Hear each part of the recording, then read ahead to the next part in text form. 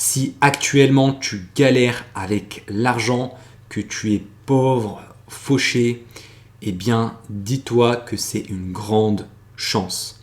C'est même un cadeau. Alors, ça peut paraître bizarre dit comme ça, mais reste attentif jusqu'à la fin de la vidéo si tu veux comprendre pourquoi je te dis ça.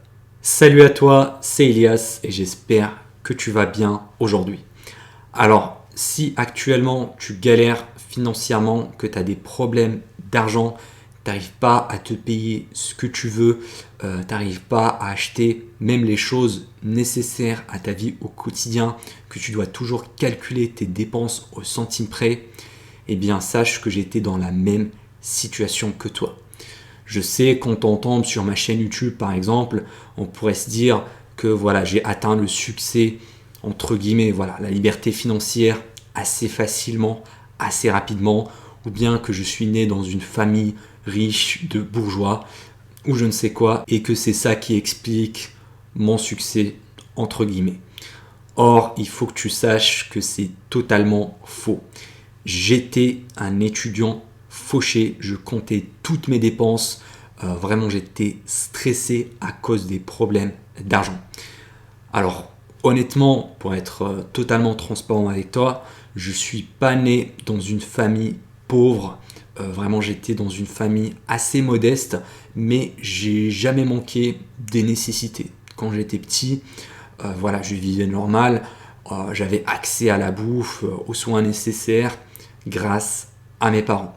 Mais quand j'ai décidé de passer à l'étape supérieure, donc j'ai fait un cursus dans des études d'ingénieur, et ben mes parents me finançaient. C'est eux qui me payaient le loyer, la bouffe, parce que j'étais encore étudiant. Mais après 2 ans à l'école, j'ai compris que c'était pas la voie faite pour moi. Je voulais pas être un esclave salarié pour le restant de ma putain de vie.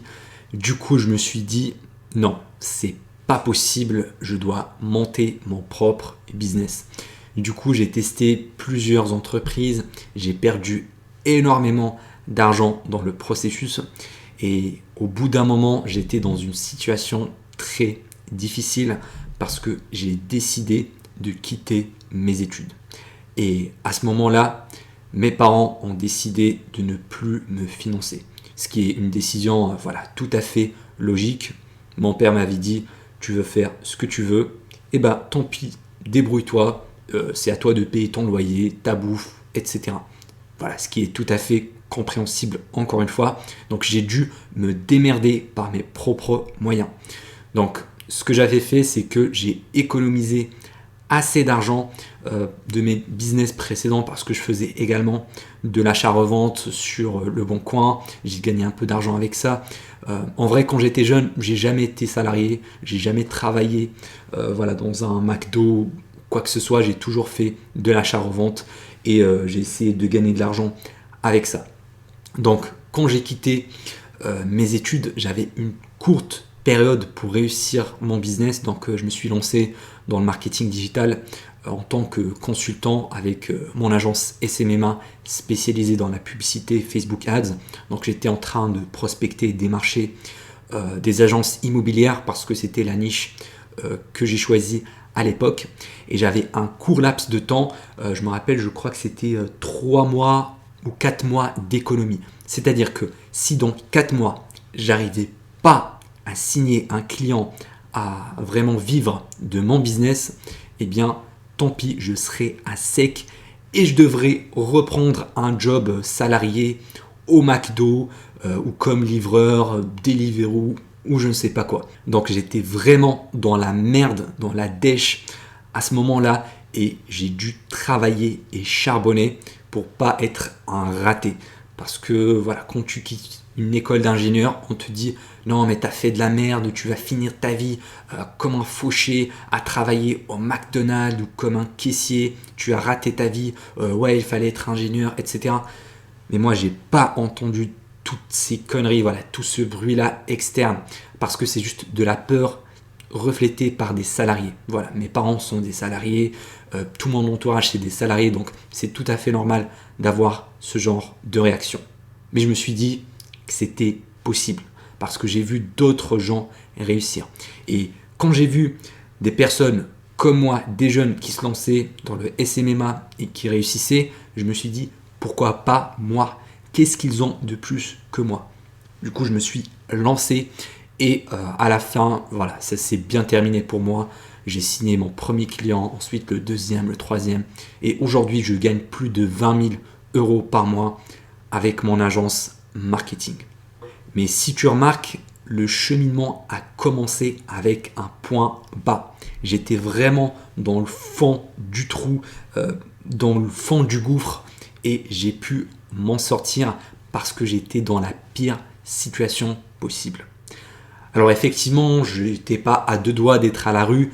Si j'avais pas signé un client, j'aurais pu trouver un job salarié en attendant, voilà, pour trouver un nouveau client. D'ailleurs, c'est ce que je te conseillerais. Je te conseillerais pas de quitter ton job du jour au lendemain, mais plutôt de travailler à côté sur ton business jusqu'à signer ton premier client.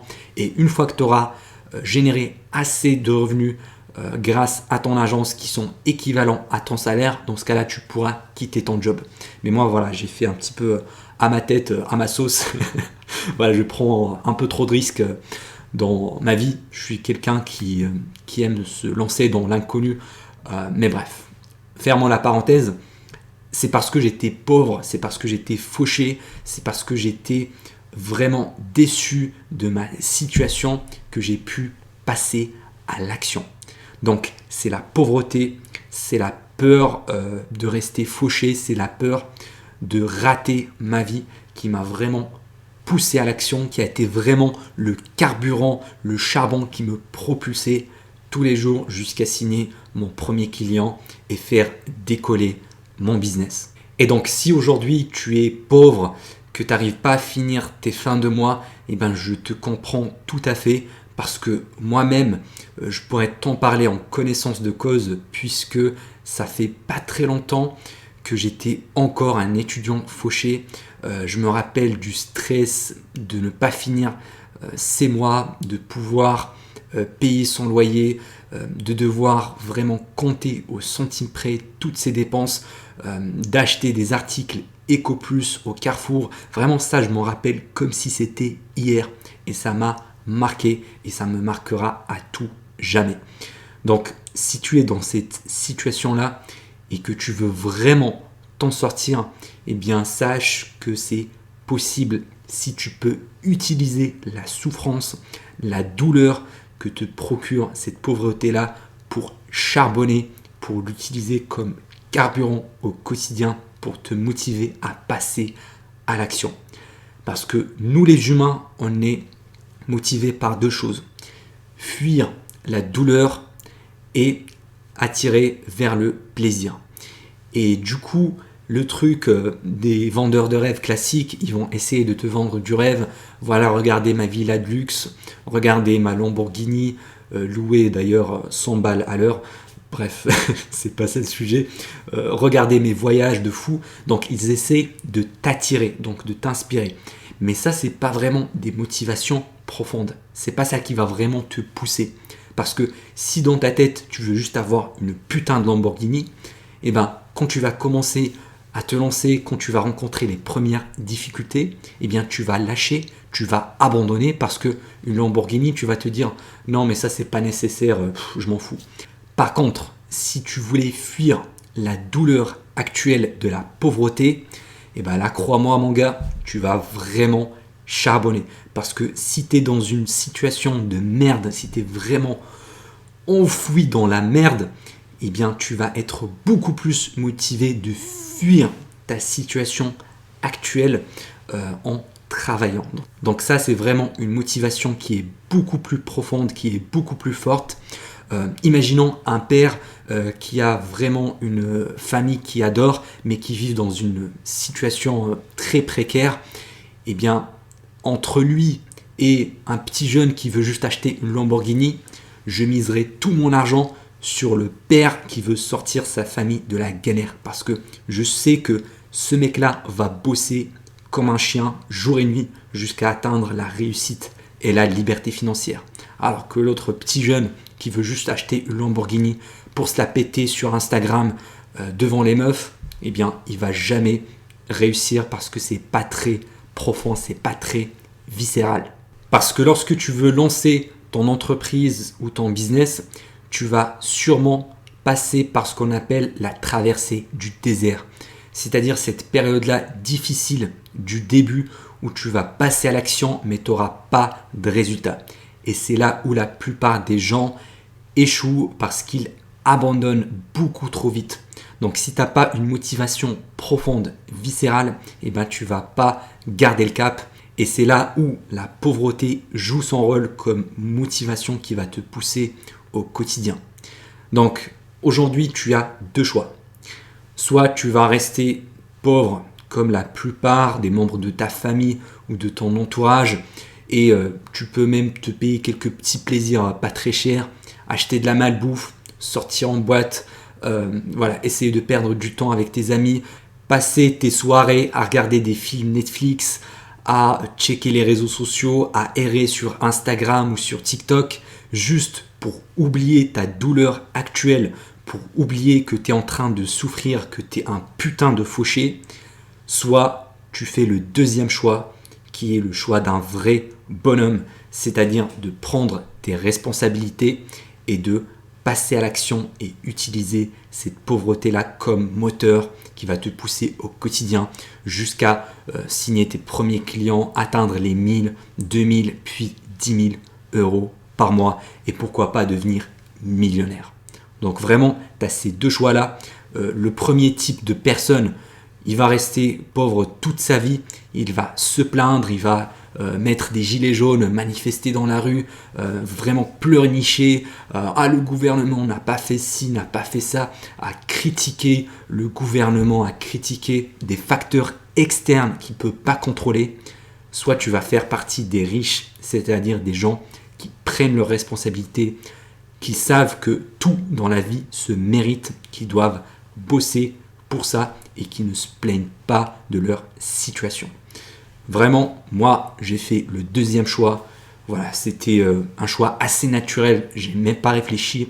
Parce que quand je vois le train de vie d'un Français moyen qui bosse comme un esclave pendant 45 ans pour finir sa vie dans une putain de maison de retraite toute pourrie, eh bien franchement, ça me fait pas du tout rêver. Du coup, j'ai fait le deuxième choix. Et je pense que si tu me regardes jusqu'à maintenant, c'est que tu as fait le deuxième choix. Parce que sur cette chaîne YouTube, je veux rassembler des gagnants, des winners qui veulent se battre, vraiment des guerriers qui sont prêts à fournir les efforts nécessaires pour se démarquer de la masse, pour sortir du lot et vraiment devenir des putains de riches dans ce pays. Donc je t'invite vraiment à utiliser cette souffrance-là comme moteur qui va te permettre de faire des choix difficiles maintenant, mais qui vont te faciliter la vie après. C'est-à-dire utiliser cette souffrance-là pour bosser sur ton business, pour te former au lieu de te détendre après un dimanche soir devant la télé, devant Netflix, au lieu de sortir s'éclater en boîte de nuit jeudi soir, tu vas travailler, tu vas faire ce choix-là, contrairement à tous tes autres potes, à tous les gens de ton entourage, parce que eux, c'est des losers et toi, tu veux atteindre tes objectifs. Et vraiment, sur le long terme, ça va faire une grosse différence. Si tu fais ces sacrifices-là aujourd'hui, sur le court terme, pendant une semaine, 2 semaines, 3 semaines, ça va pas trop se voir. Par contre, après 3 mois, 6 mois, 1 an, ta fortune, tes gains mensuels vont augmenter en exponentiel et tu vas profiter de l'effet boule de neige. C'est vraiment ça qui m'a changé la vie, c'est ce concept-là d'utiliser le passage à l'action quotidien comme moteur pour le succès futur. Parce que gagner de l'argent, devenir millionnaire, ça ne se fait pas en un claquement de doigts. C'est un travail cumulé jour après jour, jusqu'à atteindre ce point de décollage qui va vraiment te faire partir comme une fusée vers la lune. D'ailleurs, la pauvreté, tu dois la voir également comme un avantage parce que ça va te permettre de connaître la vraie valeur de l'argent. Puisque contrairement à quelqu'un qui est né pourri gâté, avec une cuillère d'or dans la bouche, qui a toujours vécu dans l'opulence, qui a toujours acheté ce qu'il a voulu, vraiment qui n'a jamais galéré financièrement, et ben cette personne-là ne va jamais connaître la vraie valeur des choses et il ne va pas profiter au quotidien. Alors que toi, si par exemple, tu as passé entre tes 18 et tes 30 ans à bosser pour t'en sortir financièrement et que voilà, à tes 30 ans, tu es devenu multimillionnaire, et ben quand tu vas devenir riche, tu vas vraiment l'apprécier parce que tu as travaillé pour ça. Tu connais la valeur de chaque euro, de chaque centime. Donc quand tu vas par exemple acheter une voiture, tu vas vraiment l'apprécier parce que tu l'as bien mérité. Quand tu vas aller au restaurant, acheter, prendre un plat sans regarder le prix exorbitant, et ben tu vas vraiment apprécier ce plat-là parce que tu l'as bien mérité. Quand tu vas faire un voyage à l'autre bout du monde, et ben tu vas vraiment le savourer chaque jour parce que, encore une fois, tu as bien travaillé et tu l'as bien mérité. C'est vraiment ça la grande chance d'être pauvre, le cadeau de vivre dans la galère financière, de passer par cette étape, certes difficile, mais enrichissante pour ta vie future. Et d'ailleurs, il ne faut pas non plus croire au déterminisme social, c'est-à-dire que parce que tu es né dans une cité, parce que tu es né dans une famille pauvre ou une famille d'immigrés, que tu vas rester pauvre toi également et que les riches, c'est seulement grâce à des fortunes héritées de père en fils. Ça, c'est totalement faux, c'est du bullshit. Oui, effectivement, les riches se font passer leur fortune d'une génération à l'autre, mais ça ne veut pas dire que si tu es né pauvre, tu vas rester pauvre jusqu'à ta mort. Je crois qu'il y avait une citation qui dit « Si tu es né pauvre, eh ben, c'est pas de ta faute. Par contre, si tu meurs pauvre, eh bien, c'est de ta faute. » Et il ne faut pas oublier que voilà, tous les riches de cette planète-là, Bill Gates, son père n'était pas milliardaire, Mark Zuckerberg, son père n'était pas milliardaire non plus, Jeff Bezos, pareil. Donc, il y a plein d'exemples qui contredisent ça. Et d'ailleurs, il y avait une étude américaine statistique, donc vraiment c'est des chiffres, qui a montré que plus de 70% des millionnaires aux États-Unis sont self-made. C'est-à-dire qu'ils ont bâti leur fortune eux-mêmes. C'est pas un héritage, c'est pas leurs parents qui leur ont filé de la thune comme ça. Non, ça a été construit par la force de leurs bras. Donc j'espère que tu as vraiment le même état d'esprit que moi à ce niveau-là. Là, j'essaie vraiment de te transmettre un petit peu mes valeurs, les choses dans lesquelles je crois. Et j'espère que tu apprécies mes partages. N'oublie pas de me laisser un petit like, vraiment si ça te fait plaisir. Et puis tu trouveras un cadeau offert dans le premier lien en description si tu veux savoir comment j'ai fait pour monter ma propre agence de marketing digital. C'était Elias. À la prochaine.